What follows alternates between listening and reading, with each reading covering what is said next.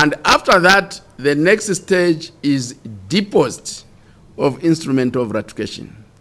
In some cases, heads of state and government want to do the depositing. So these are the very, very, very well worked out steps that we are working on. And as far as we are concerned, there is really no confusion if one understands that when we talk of 17 ratifications, we are talking of two sets of figures. The ones deposited and the ones yet to be deposited.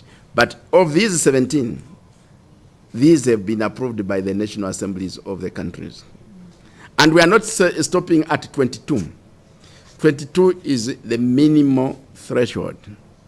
Even all the signatures, we are not stopping on 51, which we have. Even the other 4 countries will say, we want each and every African Union member state to sign so that we have an integrated African market.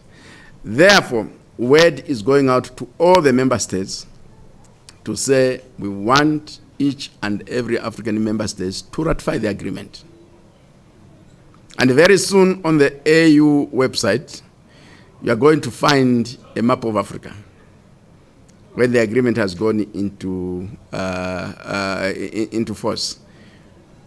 There will be one color for those that have deposited, ratified and deposited, the 22. And the other color where we are saying we have not done that. And what is most likely to happen is that in some cases, you are going to find some gaps. A country in between has not ratified, and we are saying this is not good. How do you link the market? You need to do it. So that map is going to really be our advocates to calling on each and every African country to sign and ratify. So that has been the process we have been following.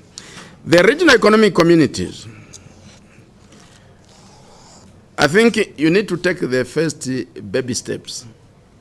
And after that, you grow. And sometimes there are some people who refuse to grow, and it's the parent of the duty of the parent to kick the child to say, you are no longer a baby, you are growing up, wanting you to behave like a grown-up people. But we designed the regional economic communities as building blocks to the African continental free trade area. What we've done differently is that we have created a large market space of 1.27 billion people. And that is going to promote large economies of scale, large economies of scope. And with that, is going to promote large-scale investments and long-term investments, reaching out to a wider market. Already there are some business houses to say, this is what we have been waiting for. We do not want subsidies from African countries.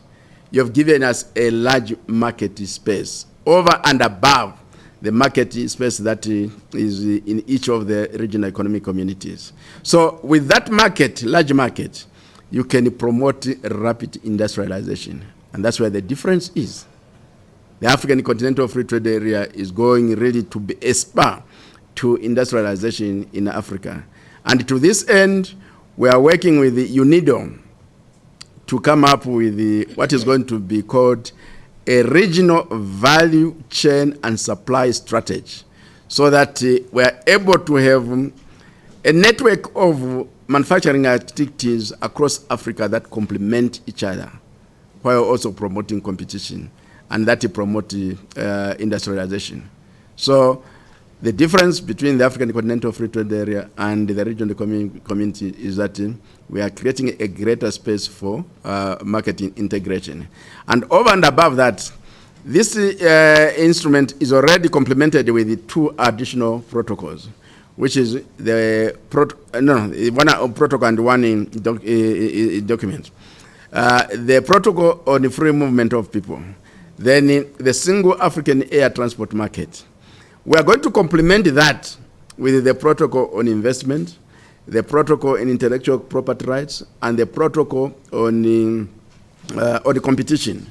When we have this set of documents, we are creating the foundation of the African common market or internal market, which will facilitate policy harmonization and common standards in terms of quality infrastructure to promote greater competition and greater exchange of trade among countries. So we're creating for the business people and the African consumers a large market.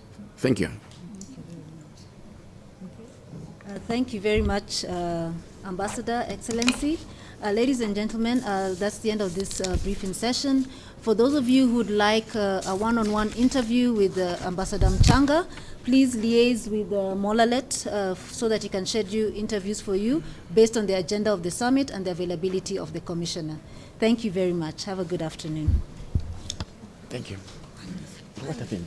You know, it's an injury that have not been taken care of. So when I got to the point, my wrist is very weak. the ligaments have been tearing every time I get carried. So now it's just to restrict. I can move my fingers, but it's to restrict movement of the wrist during active hours, like during the day. Okay. And whatnot, yeah. So you corrected? Yes, I've actually